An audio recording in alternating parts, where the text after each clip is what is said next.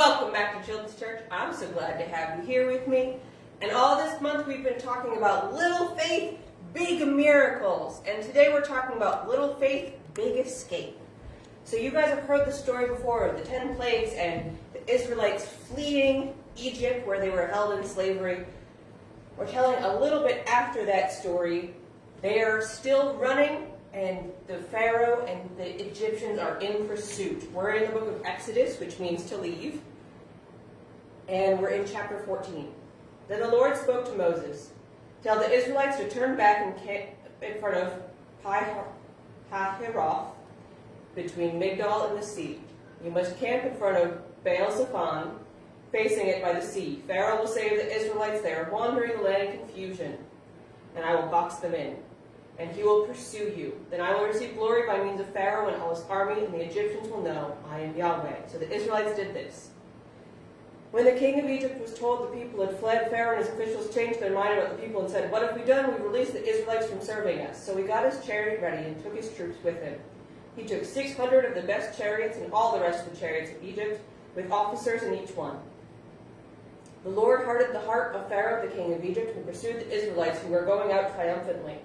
The Egyptians, all Pharaoh's horses and chariots, his horsemen and his army, his cavalry, and all his attendants, went on to chase them down. As Pharaoh approached, the Israelites looked up and saw the Egyptians coming after them. The Israelites were terrified and cried out to the Lord for help. They said to Moses, "It is because of you there are no graves in Egypt that you took us here to die in the wilderness. What have you done by bringing us out of Egypt? Isn't this what we told you in Egypt? Leave us alone so we may serve the Egyptians. It would have been better for us to serve the Egyptians than to die in the wilderness." But Moses said to the people, "Don't be afraid. Stand firm and see the Lord's salvation. He will provide for you today. For the Egyptians you see today you will never see again, and the Lord will fight for you. You must be quiet." Then the Lord said to Moses, "Why are you crying out to me? Tell the Israelites to break camp. As for you, lift up your staff, stretch out your hand over the sea, and divide it up so the Israelites can go through the sea on dry ground." The Egyptians will know I am Yahweh when I receive glory through Pharaoh, his chariots, and his horsemen. And the angel of God, who was going in front of the Israelites, moved behind. The pillar of cloud moved in front of them and stood behind them. It came between the Egyptian and Israelite forces. The cloud was there in the darkness, yet it lit up the night, so neither group came near the other all night long. Then Moses stretched out his hand over the sea. The Lord drove back the sea with a powerful wind all night and turned the sea into dry land, so the waters were divided. And the Israelites went through the sea on dry ground, with waters like a wall to them on their right and their left. The Egyptians set out in pursuit. All Pharaoh's horses, his chariots, his horsemen, his attendants, his officers, and all of them, all the army, and they went into the sea after them. Then after the morning watch, the Lord looked down on the Egyptian forces from the pillar of fire and cloud, and threw them into confusion. He caused the chariot wheels to swerve and made them drive with difficulty. "Let's get away from Israel," the Egyptians said, "because Yahweh is fighting for them." Then the Lord said to Moses, "Stretch out your hand over the sea, so the waters may come back on the Egyptians and their chariots, their horsemen, their officers, their attendants, and all the army." The waters came back and covered the chariots and horsemen, the entire army of the Pharaoh that had gone after them in the sea, and none survived to follow them. But the Israelites walked through the sea on dry ground, with the waters like a wall to them on the right and the left.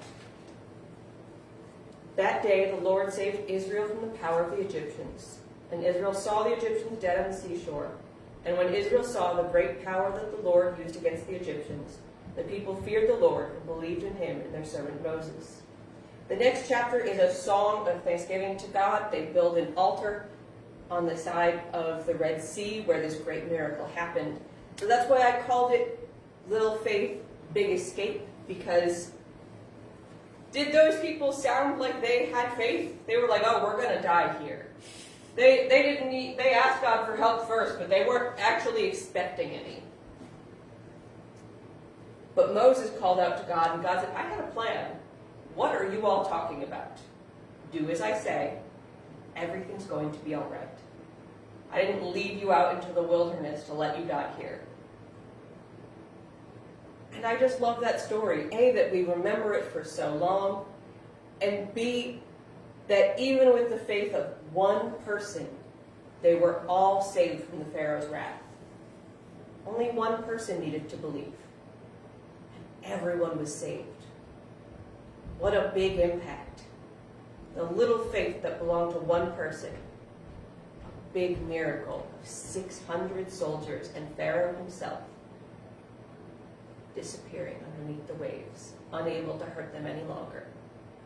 That's what I would like you guys to remember for this week. I'll see you back next week for our last installment and Little Faith, Big Miracle. I can't wait to see you then. Bye.